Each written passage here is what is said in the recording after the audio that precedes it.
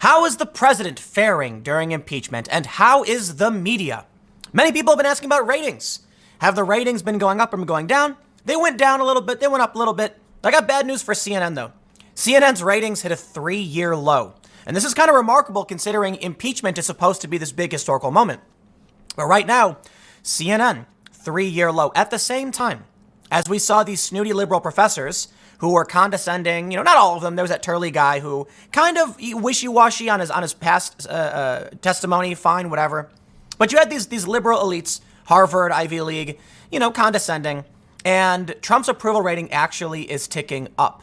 Even in the aggregate, Trump's approval rating is up, and support for impeachment across the board is down. Now, before we get into this, I must warn you, I had a root canal yesterday. So forgive me if I sound a little bit like Biden moving forward, but I take no days off, even when it hurts. I actually had to get crowns, and it's hey, I'm grateful it happened. It feels great to finally get, I'm sure, as an aside, I got to do this, guys, because you're going to notice I'm going to be like swallowing and stuff. Yeah, it hurts.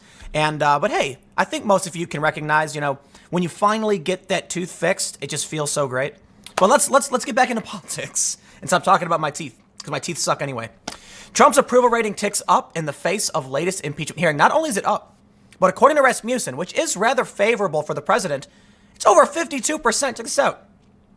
Rasmussen's daily presidential tracking poll showed the president's overall approval rating bumping up to 52% Thursday, a 3-point jump from Wednesday's 49% approval.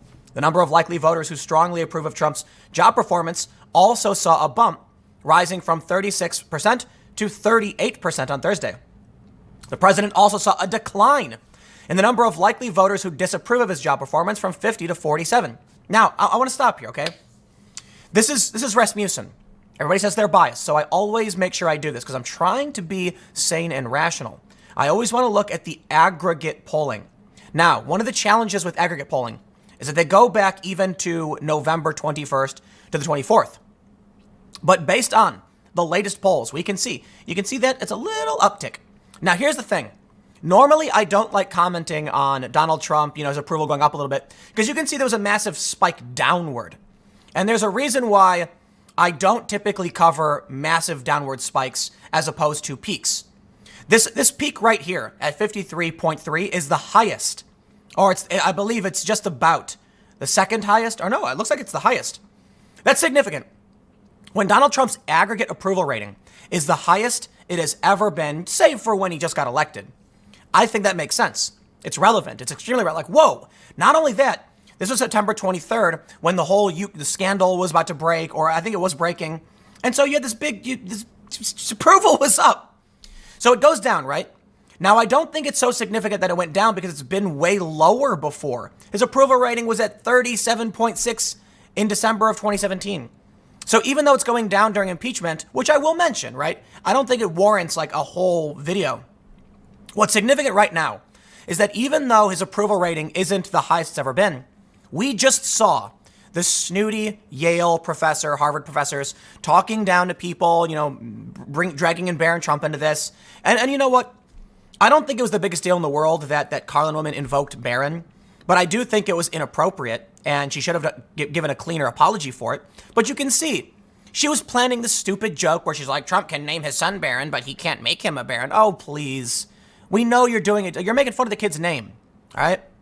Not the biggest thing in the world, but still inappropriate. But anyway, amid all of this, Trump's approval just went up a little bit, and this is including these past two polls, The Economist and Rasmussen. Now, Economist does have Trump a little bit lower, but let's take a look at the more fun news. CNN hits 3-year rating low amid impeachment drama. Now, they're saying this impeachment is historic, that it's supposed to be the biggest deal, ever, and, Donald Trump's going to have to testify and all this stuff in the Senate because Nancy Pelosi is announcing she's moving forward. How could it be that with some of the most shocking historical moments swirling around us, CNN's ratings are at a 3-year low? I'll tell you, it's because most people don't care. Most people do not care about impeachment. They don't believe what's going on. Now, I think it's fair to point out the moderate voters, the independents, were opposing impeachment. It was around like 39% supported it. And then after the scandal broke, it went up to like 48. Since then, it's dropped dramatically, but it's still higher than before the scandal. So Democrats have made some gains, but what you need to consider is before the scandals, support and opposition may have been tacit or uninterested. Like, yeah, sure, impeach the guy. And after it, you're getting people dug in. People were saying, I can't believe the insanity. This is a waste of time. Why are they doing this? And now opposition becomes hardened. So the other thing I want to show you, let me see if I have this right here, and then we'll read the CNN story, is that Trump impeachment and removal from office, no, has actually gone up, and yes, has actually gone down. Again, and I want to stress too, these polls are back from the end of November. But let's read about CNN here. I got a little picture of Brian Stelter. CNN posted its lowest primetime ratings in 3 years over the Thanksgiving holidays, while Fox News posted higher ratings than CNN and MSNBC combined. Not surprising. Fox News averaged nearly 2.2 million viewers in primetime last week, including 303,000 in the coveted age 25 to 54 demographic, according to Nielsen Media Research. So let me get this straight. Hold on. It's not just that people are sick of impeachment, but that when they are watching, they're watching Fox News. And Fox News isn't praising the impeachment. They're opposing it. I think it's fair to say if CNN's ratings are at a 3-year low during impeachment and they're the Orange Man Bad channel, the average person who's interested in this opposes it. They go on to read the numbers. I don't think we need to read that. They say it was CNN's worst primetime week in 3 years, and its worst week among the 25 to 54 demographic. Low ratings come as House Democrats have been conducting hearings on the impeachment of President Donald Trump. Fox News also topped cable news in total day ratings for the 47th consecutive week, averaging over 1.3 million viewers. The network also finished first among the 25 to 54 demographic for the 17th consecutive week. Well, bravo, Fox News. So let me show you something.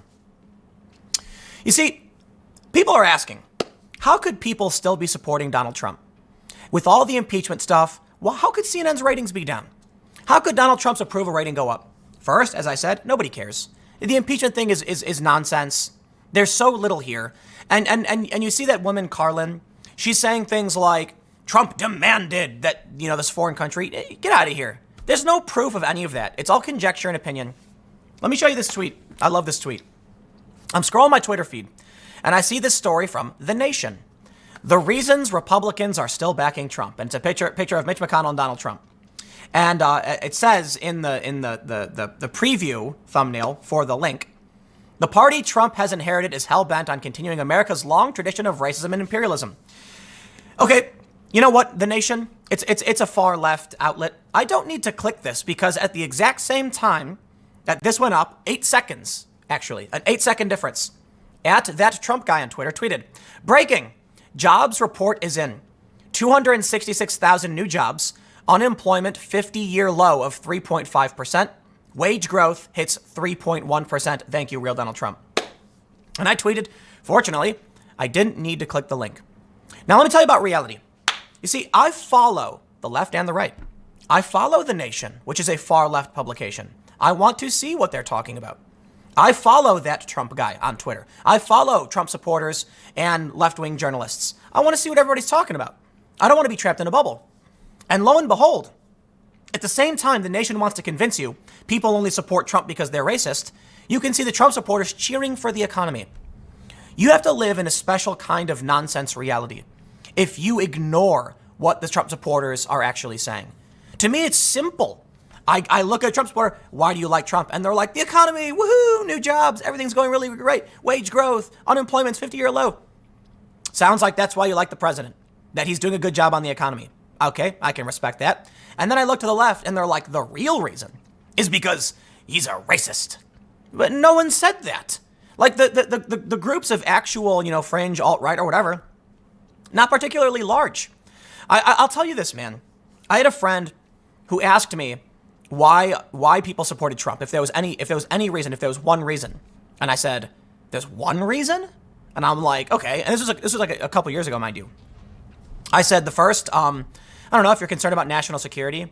One thing that people have praised Trump on across the board is they feel that the country has been more secure under Trump. And and my friend said to me, do you really think that people care about security? And I was like, yes, they do. Like, they freak out about it all the time. You look to the Twitter feeds of a lot of Trump supporters and they're concerned about terror. And my friend said to me, I think it's just because they don't like brown people.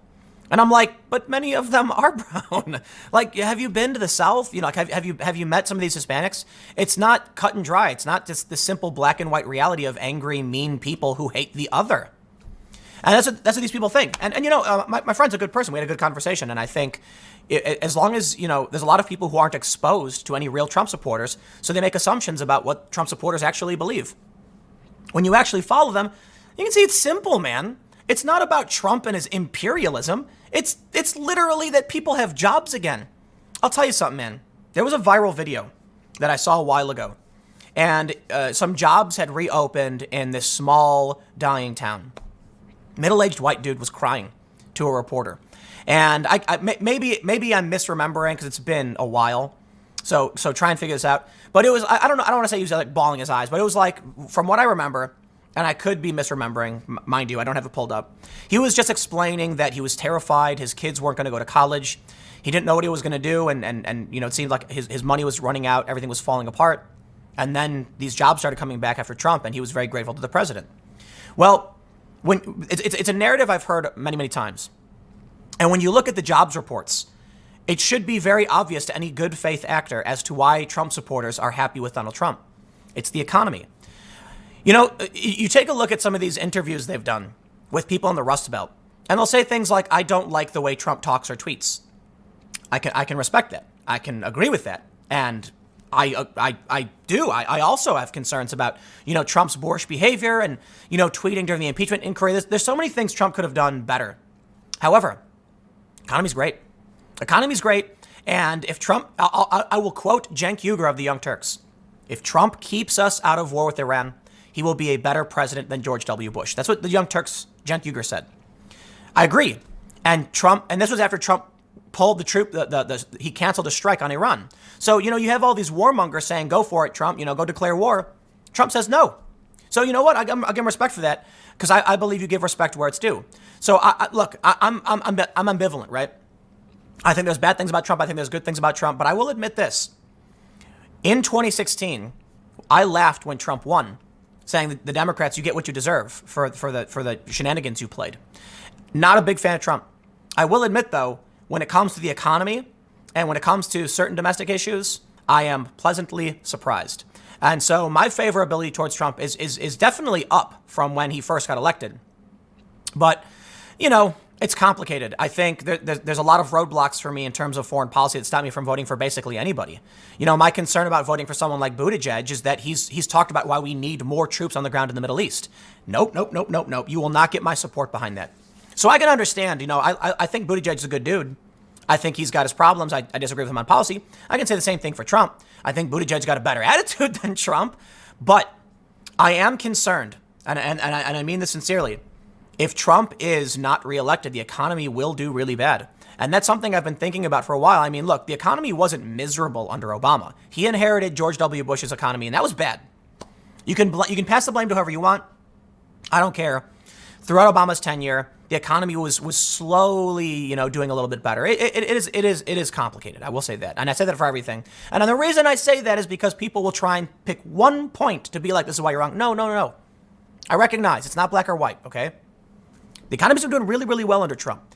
You got to recognize there are a lot of people who are scared, even though Trump is a bad guy in terms of his attitude, and you know what I mean? And I mean, based on the opinion of some of these people. I'm not saying he literally is. I'm saying a lot of people view him that way for how he treats people, calling people horse face, you know, tweeting, you know, during the impeachment, all that stuff.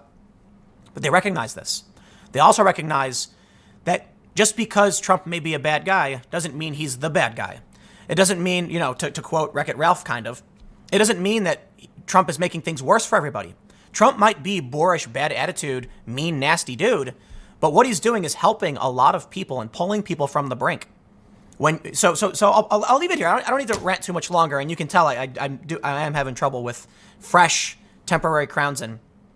But all you need to do is ask the simple question.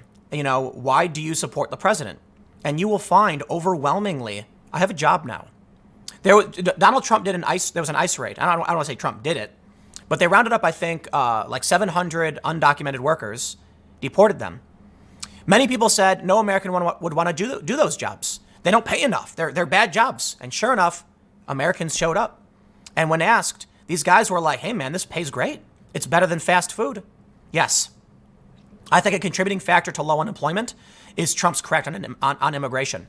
I don't think it's that big of an influence, though, but I think it's fair to say when you look at some of the reporting, they say that immigration is down about 70%, like legal immigration.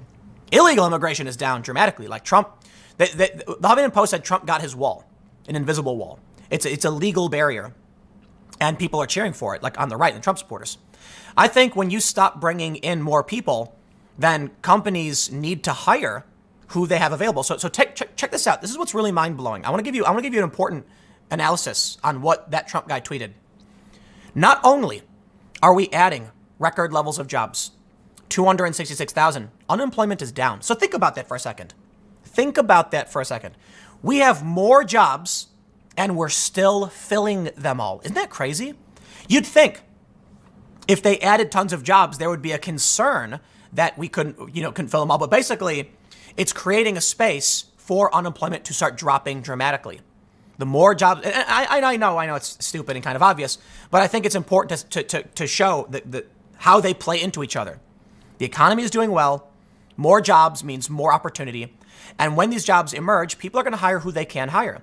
So you're going to see these. So I know to some they're probably saying, duh, it's common sense. But no, a lot of people don't. Like you have to look at these things, and it's one system, right? New jobs means more likely to lower unemployment, means surprisingly, and I'll say this too. This is what I really want to get to. How is wage growth up if unemployment is down? That's impressive. You'd think that, actually, no, it all makes sense. I shouldn't rant on this. Basically, the more people get jobs, the bigger the demand is to hire people. And with unemployment being so low, companies got to offer more money to snatch people up. I got to say, like, the whole system is trucking along perfectly. So there you go. Regardless of impeachment, I think people see this. And I think, you know what else? There are going to be people like Jeff Van Drew. He's a Democrat who said he's going to vote against impeachment. Maybe I'll do a bigger thing on that. What do you think the people in your district, your constituents, are going to say to you when they're like, listen, man, Donald Trump may be a bad guy, like personally, like saying mean things, but come on, don't screw this economy, man. And that's a real concern I have. They were talking about how if Donald Trump was elected, the economy would do worse. It's been going great. And so you got to consider that, and that's the big challenge. If the Democrats can't offer up a real path towards doing better than Trump is doing on the economy, then all they're telling you is that Trump is of bad moral character, and that means you deserve to lose your job, right? I'll leave it there.